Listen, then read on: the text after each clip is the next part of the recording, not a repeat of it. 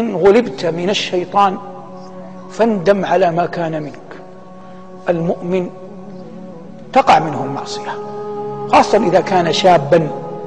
يعجب ربك من الشاب ليست له صبوة، لكن شاب يأتي بألبوم صور، وما أنا لا أعرف في التقنية، لكن يأتي بالتقنية ثم يريها زملائه فعلت وفعلت وفعلت، ويجعل كيدا يكيد به الأعراض والناس ومن حوله من الجيران من القريب والبعيد. هذا لا يعبأ الله به في أي واد هلك.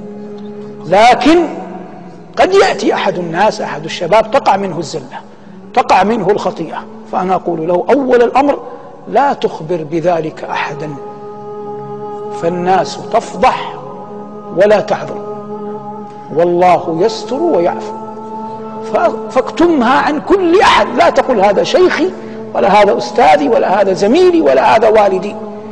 أقل ما يمكن أن ينالك أنه سينظر إليك بعد ذلك نظرة ازدراء، والله لو أصبحت إماما للحرمين، لأنه سيتذكر تلك المعصية فأنت حقير في عينيه، فلا تخبر أحدا.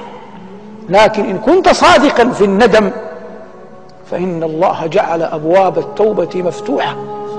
قل يا عبادي الذين أسرفوا على أنفسهم لا تقنطوا من رحمة الله، قل أستغفر الله الذي لا إله إلا هو الحي القيوم وأتوب إليه.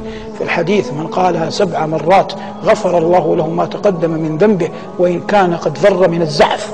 قل سبحان الله وبحمده 100 مرة، من قال سبحان الله وبحمده 100 مرة غفر الله له ذنوبه وإن كانت مثل زبد البحر.